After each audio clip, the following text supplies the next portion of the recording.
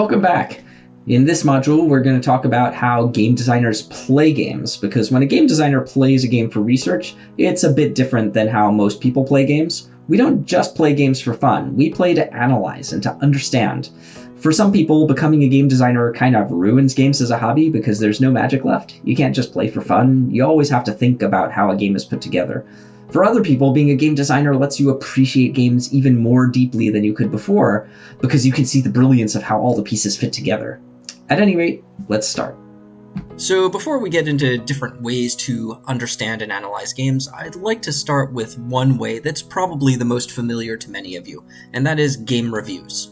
I've taught full university-level classes just on this one topic of game analysis, where the students do different kinds of analysis and critique of different games every week, and the one hardest thing I always have to address throughout that course is just breaking students of the habit of writing in the style of game reviews. If you've ever read any reviews, you know how these go. Person opens with something about the background of the game, maybe something about their experience with other games like this, and then going into a breakdown of whether it's fun or not and why, and then closing it out with a review score, usually out of 10. So I just want to say this is not the only way to analyze games. In fact, it's one of the most useless ways for game designers to approach playing and designing games, because reviews are not written for an audience of game designers. They're written for an audience of gamers. The entire point of a game review is to tell the reader how they should engage with the game. Should they buy it immediately? Is it worth playing, but they should wait until a price drop to save money because it's not that critical to play right now? Should they not bother buying it, but if they can rent it or play it on a streaming service like Game Pass, then it's worth the $10 to subscribe for a month just to play this? If you have the game rental places in your area, is it worth the cost of a rental? Is it not worth any money, but hey, if you can get it for free, then at least it's worth your time? Or do you avoid it altogether? That is the single question that reviews are supposed to answer. A well-written review will give you this answer in detail, and the answer is usually more than just a single yes or no, because different games appeal to different people. Lots of people love the Call of Duty franchise, but if you don't like military shooters, you probably wouldn't want to buy or even play most of them. So a good review wouldn't just say, yes, buy this game. It would say enough about the game to let you know what the appeal is, what kinds of people will love it, what kinds of people might not like it so much, so that you can make an informed decision as a consumer about where to spend your money. Now, as I said, a good review will do this. There are a lot of poorly reviews that do not enlighten the reader, because the writers are human, and they're not always great at writing. But my point is that reviews have one job, and this is it. As game designers, it is generally not the most important thing we want to know about a game. So reviews are not completely useless to us, but they are mostly useless to us. Well, okay, there is one exception, which is if you know you're creating a game in a specific genre, it is worth not just playing other major games in that genre, but also probably looking up a variety of different reviews for each of those games, making note of especially the common patterns, the things that reviewers consistently call out as positive or negative about each game. Because that will give you a general sense of the kinds of things that reviewers, and therefore players, are looking for in a game like this. And that can help you to make sure that if there's some mechanic or gameplay element that the audience finds absolutely critical to the experience, then you can be aware of that so you don't leave it out. And if there's some common missteps that developers make that people just don't like, you can think about how to address those things in your game to make it better. So that is one case where I'd say that reading reviews and being aware of them can be helpful if you're a professional game designer. I actually worked on a game once where we hired an actual marketing intern who spent half the summer just doing that full time, just reading tons and tons of reviews of games in the genre we were working in, and writing up one-pager summaries of each game with the positive and negative things mentioned in the reviews, and how many reviews mentioned that thing. It took a lot of time to put that together, but we found it very helpful on the design side when thinking about the kind of game we were going to build. But again, generally when you're playing a game for game design research, you don't want to be thinking in terms of reviewers or thinking about what kind of review you would write for this game. So, okay, if we're not playing games to write like game reviewers, how do we play games? Now, up until this point, you probably haven't thought much about different ways to really think about what makes a game work or not work. Most people, when they play a game, they might say that was fun or not fun, but they kind of stop there. And we'll be going into more detail on the concept of fun in a later module. For now, I'll give a minor spoiler that fun is a complicated and overloaded term, and that games don't even necessarily have to be fun, as long as they provide some kind of meaningful experience. The same way that movies or books can be fun, but they can also be very serious and not fun, but still important. At any rate, it turns out there are a lot of different ways to look at games, beyond just, is it fun, or, as with a review, whether it's worth buying. And I'll talk about these 9 different ways of thinking about and playing and analyzing games. Keep in mind, these 9 things are not an exhaustive list or even an official list. These are just some different ways that I've used just to get you started thinking about games and game design as you play. I also want you to keep in mind this is not an either-or thing. When you're playing a game, you're only choosing one of these ways to analyze. You can look at a game through multiple lenses. So just because you look at a game's mechanics doesn't mean you can't also analyze the strategy or the story. So think of these as just different tools in your analysis toolbox so you can learn from playing games. And if you just kind of got excited because I'm talking about learning game design by playing games, yes, this is actually one of the really cool things about being a game designer, that you can improve your craft by playing games. However, like I've said, game designers do play games differently than most people. So playing a game as a designer isn't just turning your brain off and enjoying the experience. It's about understanding what the game is doing, what's working, what isn't working. Why do you think it was designed the way it was? How was it designed? And taking those parts and adding them to your personal toolbox so that when you're making your own games, you can draw on what you've seen other games do and be able to understand what worked or what didn't work and why. So one way to analyze games is probably the most obvious. Look at the mechanics of the game. What are the rules? What are the verbs or actions that players can do? What happens when they do them? What happens if the player does nothing at all? For some games, learning this is as simple as just reading a rules booklet for board games, or an instruction manual, or playing through a tutorial for a video game. For video games, though, you'll often want to dig deeper, because a lot of the mechanics that are actually not documented anywhere in the game or on the box. Like, if you pick up the latest Pokemon game, you'll probably learn generally how combat works, but you probably will not learn the exact formula for how damage is calculated in combat, or which stats increase and by how much when you level up. So for things like that, I mean, it's obviously in the game, but it's not documented anywhere. So you'll have to actually look that up through strategy guides or walkthroughs or wikis that you find online. In the past, many big releases also had official strategy guides that had all this information that were printed that you could actually buy when you bought the game. A lot of players didn't like those guides or didn't use them, but those were gold for game designers because they actually laid out the entire design of the game, and were often written using data that came directly from the development team. Sometimes they were actually written by someone who was on the development team. These days, you might be able to find some strategy guides for old games that no one plays anymore, and if you happen to spot one somewhere and can buy it for cheap, it's probably worth the money just to have some physical references. But you can get by pretty well with online walkthroughs made by fans who have just deconstructed the mechanics. The purpose of looking at mechanics is to see what the component parts are and how they fit together. A second way of analyzing games at the systems level is to look at the other elements of the game outside of just the mechanics. These should look familiar. I talked about this all the way back in Module 2, but you can basically look at all the other elemental building blocks that make up the game. How many players is the game for, and what is the relationship between them? Is it co-op or PvP? Are there shifting alliances, or are the relationships fixed? What's the goal? What are the players trying to achieve? What resources do players have to manage? How do players generate those resources? How do they manipulate them? How are they spent? What does the flow of resources look like? What kind of information exists in the game, and how much information is known to all players, or private to a single player, or hidden from all players? Is the game played in turns, or in real time, or some hybrid of the two? And how does the game flow from one player action to the next? What's the theme of the game? What's it about narratively? And how do these other elements combine and overlap to form one or more systems? And if there are multiple systems, what's the relationship between the different systems? Looking at the elements or component parts of a game is like taking some unknown substance and figuring out its chemical composition. It won't tell you how to make that thing, but if you can figure out its general chemical properties and the kinds of things it's likely to react with. You can also analyze the strategy of the game, and in this case, I use the term strategy very loosely to just mean if players have choices between different actions they can take, how do they choose? While I use the word strategy, I'm technically also including strategy, grand strategy, tactics, fast reactions, really any kind of decision making. So in this case, you might ask questions like, what kinds of decisions are really being made here? Are there general strategies for choosing one action over another?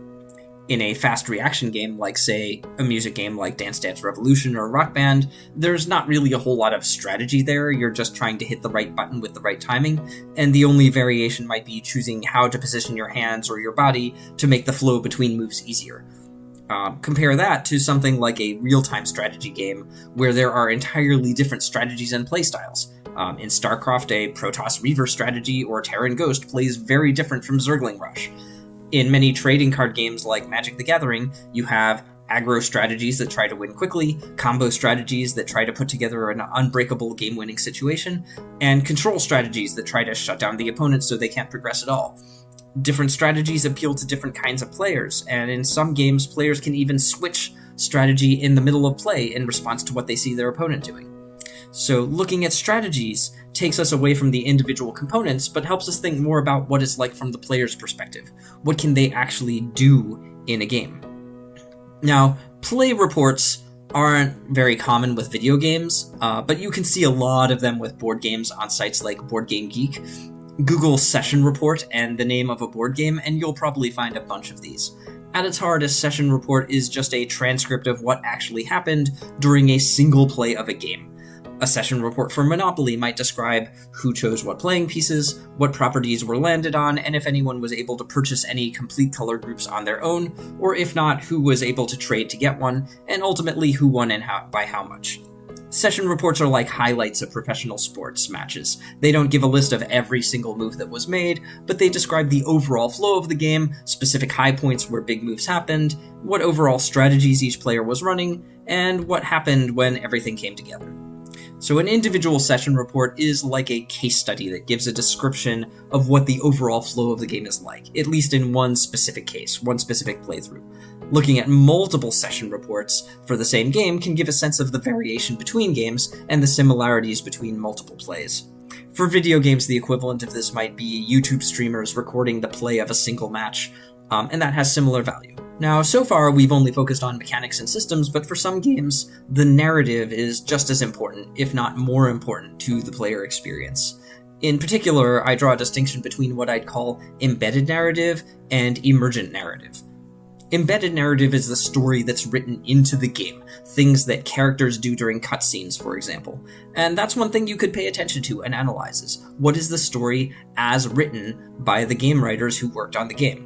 Who are the characters? What's their motivation? What's the plot? What happens to the characters over the course of the game? Meanwhile, emergent narrative is what we call the story that players tell about their personal experience in the game.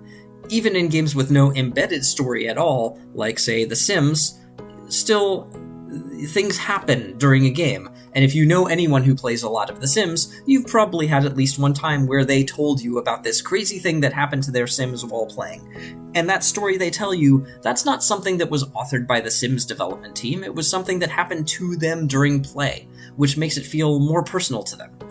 You might also experience emergent narrative when someone is relating a play session to you, like explaining what happened during a tense PvP match, what happened during the last play session to their D&D character, or even some cool thing that happened during a big sports game last night. Some games are designed in such a way that emergent narratives happen often, giving players their own stories to tell. Is this game that you're analyzing like that? And if so, what kinds of stories seem to be common, or seem to be memorable? Game designer Sid Meier is credited with saying that a game is a series of interesting choices. It's a very famous quote. Now, this was never meant to be a definition of the word game. Even though he says a game is a series of interesting choices, that wasn't meant to be a definition. What he meant was that, at least for some types of games, such as the Civilization series that he is famous for, The choices that players make are the most meaningful and interesting part of the game. So as a game designer, you always want to be looking through the lens of player choice. What kinds of choices are players given in the game, and what makes those choices interesting? We'll be talking about the different kinds of choices in detail in a later module, but for now, just keep in mind that looking at what players can do is one way to look at the effects of game design on those players. Now, a couple modules ago, I talked about core mechanics, meaning the mechanics that players engage with repeatedly on a moment-to-moment basis at the innermost loop of the game. Another type of core we discuss as designers is the core experience, and that's related to core mechanics, but is basically what does it feel like to play the game on this moment-to-moment basis? What's the lowest level baseline of the feeling of playing? What's it feel like to play this game in general, not counting individual standout moments? Is the gameplay tense? Is it action-packed? Is it peaceful and meditative? Is it grindy? Does it involve a lot of thinking and strategizing? So, for example, in the original Doom, the core mechanics are moving and aiming and shooting, and John Romero has actually said in interviews that what he was going for was a theme of fight or flight. So the player is constantly in these situations where they have to choose whether to shoot or run away, considering things like their state of health, how much ammo they have, their positioning, and so on. And as a result, the game is really tense, and the player is constantly expecting some threat around every corner. By contrast, there's another game showing here called Flow, which was designed to actually put the player in a flow state, basically having them be challenged at just the level of their ability so that their brain enters this kind of meditative state. So that while the game can certainly have tense moments, it feels very different to play than Doom because the player is opting into a greater or lesser challenge in real time and can take the time to just hang around on easier levels and grow themselves to get bigger and more powerful, so it's a very different experience. So think about what the game feels like, and that can lead to all kinds of other questions, like what kinds of players will this appeal to or not appeal to? What other elements like the mechanics, the choices, the narrative end up creating this core experience? And the flip side to the core experience is, which is more of like an ongoing low-key thing, is what are the standout moments that happen in the game that are super memorable?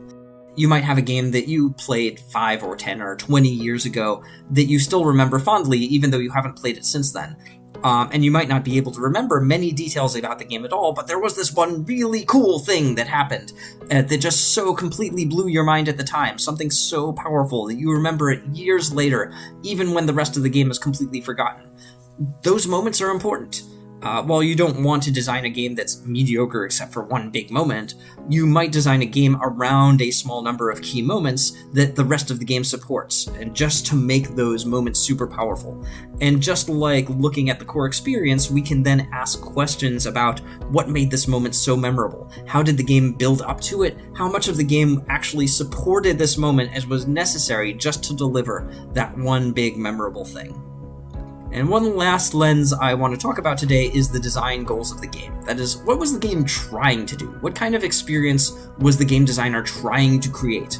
And as we'll see later when I talk about fun, most game designers don't like to use the word fun for various reasons, but one reason is that games don't necessarily have to be fun. When you think about it, there's no other artistic medium where fun is considered a requirement. No one would watch a Shakespearean tragedy and say at the end, well, everyone died, it was a sad ending, that wasn't fun, 0 out of 10. That sounds ridiculous. That would make no sense. And there are plenty of games that aren't necessarily meant to be fun either, but are still meaningful. That Dragon Cancer is literally about a child dying of cancer. It is emotionally gut-wrenching. It is deeply meaningful. It is not fun. This War of Mine is a game about the devastation of war as seen through the eyes of civilians who are just trying to survive in the wake of destruction, and the terrible choices that you might have to make, where your survival might mean someone else's tragic death. That is not a fun game, but it is very important, and it is masterfully well done. So when I talk about games and whether they're successful, I don't like to ask if the game is fun. Instead, I ask, did the game meet its design goals? What did the game set out to do, and did it do that thing, and did it do it well? Now, this can be tricky because most games don't come with an artistic vision statement telling you what the designer was trying to do. You have to kind of infer that based on the experience. Very occasionally, you'll see a designer talking about their design goals for a particular game in an interview or a conference talk or something, and they'll put that out there. But most of the time, the best you can do is guess and say a statement like, well, if the design goal of this game was to make the player feel the helplessness of a war refugee so that they have greater empathy towards real-world people in that situation, then the game succeeded or failed because of this thing. And sure, sometimes the designer is trying to make a fun game. That is a common design goal. And then you can analyze the game according to that. But even then, as we'll see next time, there are different kinds of fun, and they may be going for a certain type of fun experience, and they may or may not have hit that. What is required as your next step is that you take your assessment so you can get your certification from HP Gaming Garage. Thanks for watching, and I'll see you in the next module.